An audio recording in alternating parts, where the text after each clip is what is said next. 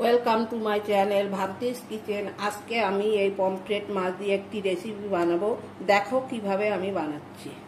এখানে আমি নিয়েছি দুটো পেঁয়াজ, বড় বড় করে নিয়েছি কারণ এটা পেস্ট করব। টমেটোটাও পেস্ট করব। আর লেবুটা হাফ নিয়েছি। একটা গোটা রসুন, অল্প একটু কসুরি মেথি, অল্প একটু আদা, আর নিয়েছি গোটা গরম মশলা।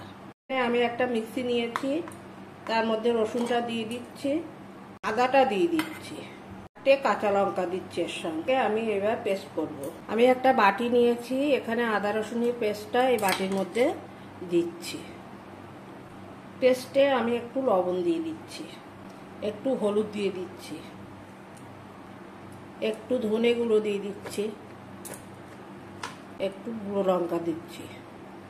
পেস্টটাকে আমি এবার ভালো করে মেখে নিচ্ছি। মাছটা আমি একটু ওপর থেকে চিড়ে চিড়ে দেবো অল্প অল্প করে, বেশি ডিপ করব না, তাহলে পুরোটা হয়ে আসবে। আমি এক পাশই করব।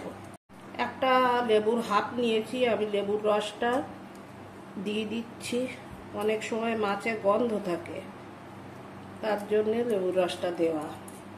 এটা আমি ভালো করে মেখে নিচ্ছি।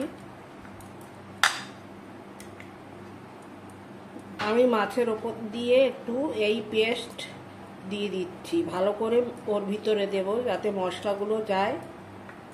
আর এই বাকি মশলাটা আমার রান্নার লাগবে। আমি মাছের গায়ে ভালো করে মেখে নিচ্ছি। ওই যে চিড়ে চিড়ে দিচ্ছি না, ওর ভিতরের দিকে দিয়ে দেবো ভালো করে। মাছটা আমার ম্যারিনেট করা হয়ে গেছে, আমি বেশ কিছুক্ষণ রেখে দেবো এভাবে। তাই আমি টমেটোটা দিয়ে দিচ্ছি, পেঁয়াজটা দিয়ে দিচ্ছি, আমি এবার বেটে নিচ্ছি।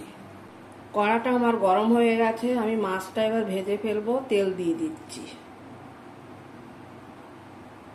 তেলটা গরম হয়ে গেছে, আমি মাছটা দিয়ে দিচ্ছি।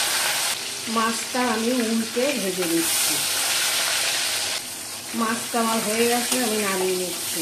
দেখো এরকম ভেজেছি আমি। আর এ মাছটাও আমি ওইভাবে ভেজে নিচ্ছি। এই তেলেই আমি রান্না করছি। গোটা গরম মশলাটা আমি দিয়ে দিচ্ছি, কসুরি মেথিটা আমি একটু হাতে ডলে দিচ্ছি, আদা রসুনের পেস্টটা আমি দিয়ে দিচ্ছি। আমি অল্প একটু কষিয়ে নিচ্ছি। এবার পেঁয়াজ আর টমেটোর পেস্টটা আমি এর মধ্যে দিয়ে দিচ্ছি। অল্প একটু ধোয়া জল দিয়ে দিচ্ছি। এবার মশলাটা আমি ভালো করে কষাই।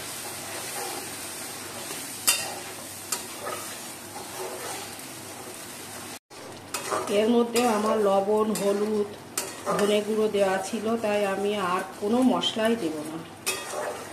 দেখো এইভাবেই কষাতে হবে। আমি অল্প করে একটু গরম মশলা দিয়ে দিচ্ছি। মশলাটা আমার প্রায় কষে এসছে। দেখো মশলা কষানোর সময় কখনো অল্প আছে, কখনো একটু বেশি আছে। মশলা কষানোই ভালো। মশলা কষানোর পর দেখছো কিরকম পাশ দিয়ে তেল ছাড়ছে। এরকম তেল ছাড়লে বুঝতে হবে যে মশলা কষে গেছে। মশলাটা আমার হয়ে গেছে, আমি এবার জল দিয়ে দিচ্ছি।